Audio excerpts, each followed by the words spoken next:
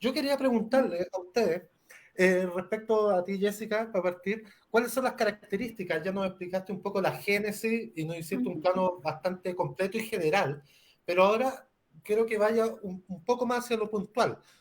Conductualmente, ¿qué ves en el síndrome de Rett? ¿Qué ves en tu hija? ¿Qué es lo que pasa en términos del comportamiento del lenguaje? ¿Hay lenguaje? ¿No hay lenguaje? ¿Escaso desarrollo del lenguaje? Etcétera. Explícanos así como bien, para la gente que no conoce del síndrome de Rett, diga, tienen estas características. ¿Cuáles serían esas características, Jessica? Ok, bueno, como mencionó Alejandra, y puede ser sorpresa para algunos de ustedes, la verdad es que muchas condiciones o enfermedades poco frecuentes, y sobre todo los síndromes, compartimos muchas características comunes. Y en el caso del RET nos pasa lo mismo que Dravet.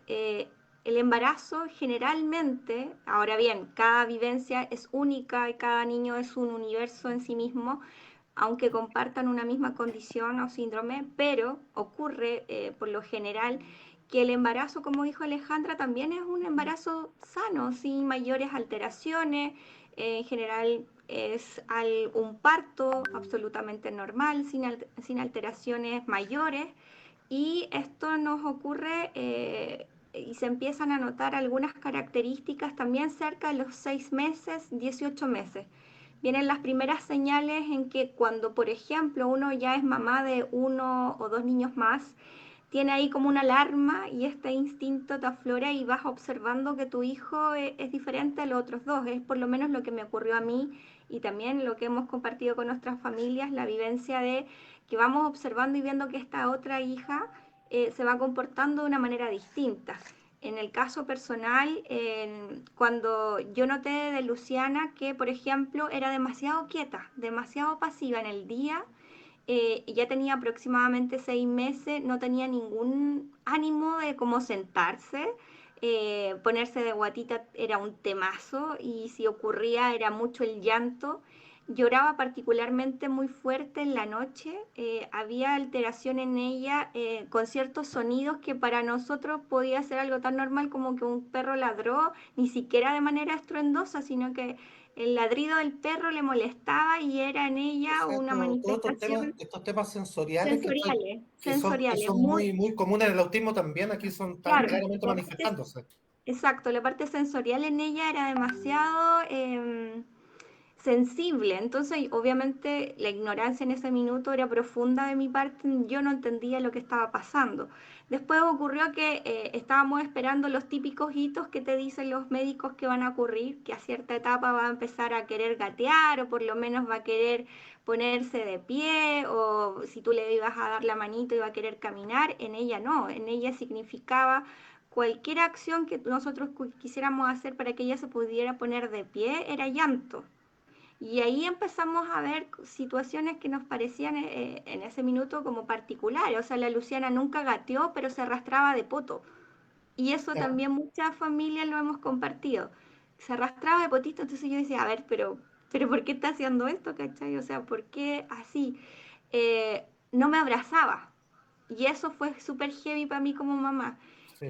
Yo la tomaba y ella no me... lo típico que tú como que le das los brazos a un bebé, a una guagua, y tiende obviamente a hacer lo mismo y a querer abrazarte. La Luciana no, era como tomar una muñequita, siempre sus brazos hacia abajo.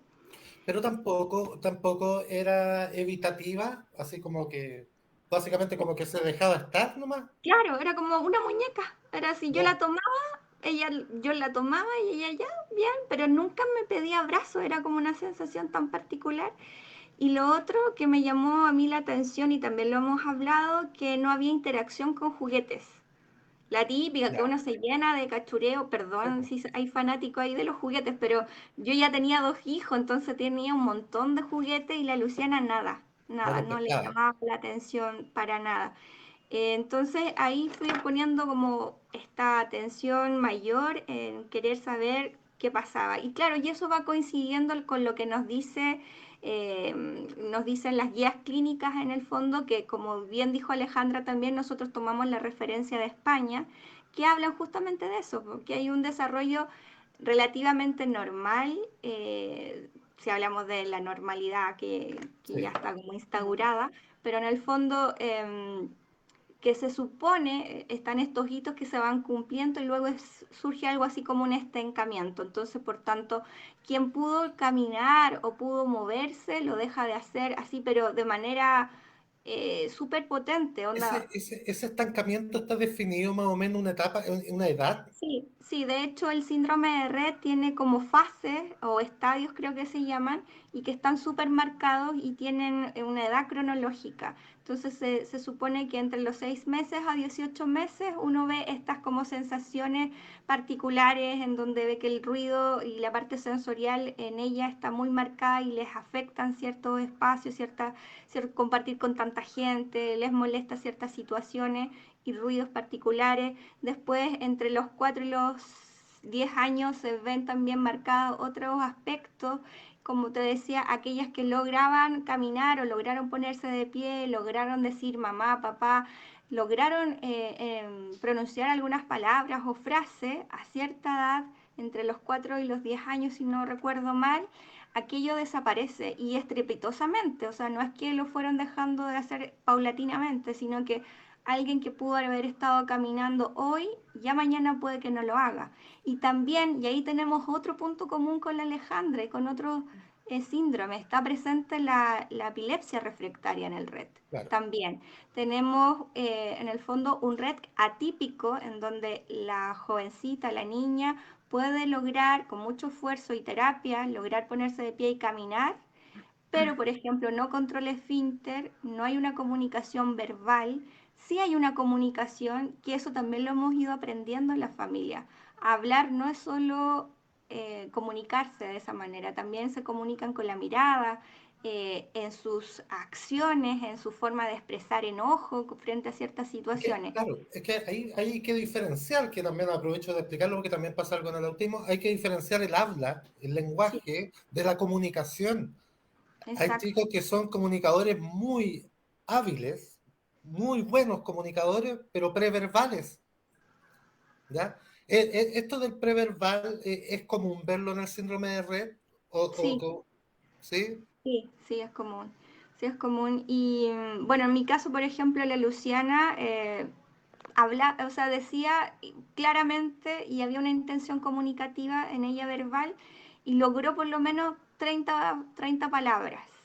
Pero con el tiempo eso se ha ido perdiendo y con suerte yo creo que hoy mantiene unas 5 o 6. Ya. Y tenemos también el red clásico, que es un red súper maldito, complejo, que tiene a nuestras niñas postradas, con un requerimiento de distintos profesionales del área de salud, con botón gástrico, viviendo con epilepsia refractaria, con problemas al corazón. De verdad que es muy potente y muy fuerte aquello, y muchas veces se confunde el diagnóstico con parálisis cerebral. Ok. Entonces ahí volvemos a caer con el tema de lo preciso y lo importante que el sistema público pudiera tener el tema del estudio genético, porque muchas de las familias con estas condiciones u otras poco frecuentes pasan entre 4 a 9 años en que vamos de un diagnóstico a otro, de un diagnóstico a otro, hasta llegar al que es correcto. Y cuando hablo de correcto, no es para llegar y poner un nombre, sino que No, no, no. cuando uno llega a eso, puede darle una mejor calidad de vida a su hijo porque te va a ir dirigiendo mejor, ¿cachai? Y eso es Tiene lo que que ver nos con falta las hoy día. definiciones de apoyo, tiene que ver mucho con las Exacto, definiciones de apoyo.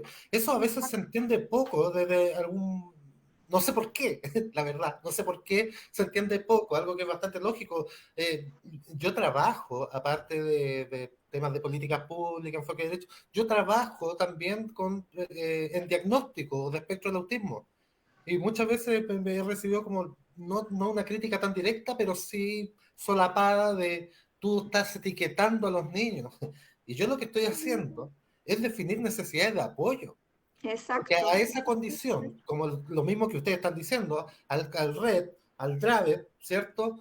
Hay apoyos que ¿para qué vamos a empezar a tratar de descubrirlo, ¿cachai? De descubrir la pólvora, haciendo que ya hay estudios, agarrémonos de eso, y para saber de eso tengo que entender el nombre. Veanlo tan simple como necesito tener un nombre para ponerlo en Google.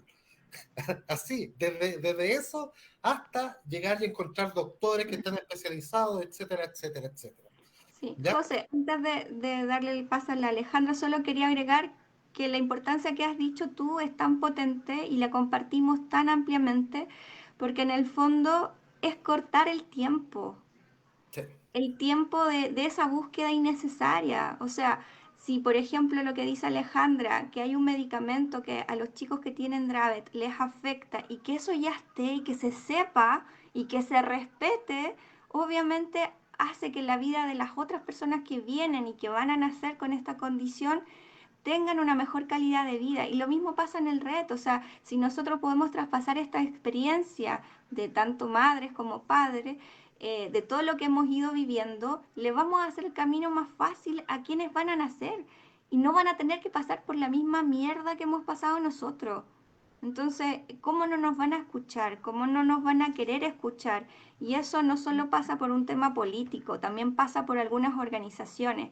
¿Cachai? Y algunas personas que creen que uno está hablando por hablar y no, o sea, tiene que ver con querer hacerle la vida un poquito más fácil a otros cuando para nosotros y para tantas otras más que llevan años en esto, le ha sido tan sí. difícil. Y de hecho, esto se suma un poco al tema que yo planteaba en la editorial de este programa, de que también las organizaciones de autismo, ojo, yo no estoy diciendo sin razón, con razón, también están buscando todo este tema del diagnóstico temprano, ya que en Chile a veces el promedio está por los 4 o 5 años, siendo que es un diagnóstico que perfectamente se podría hacer entre el año y medio y los 2 años. Y hay toda una pelea por los protocolos de diagnóstico temprano, pero finalmente nos estamos dando cuenta que esta necesidad de diagnóstico temprano no es solo del autismo. ¿Ya? Y hay muchas condiciones que también comparten las mismas luchas sociales que nosotros tenemos con el espectro, lo digo en términos personales.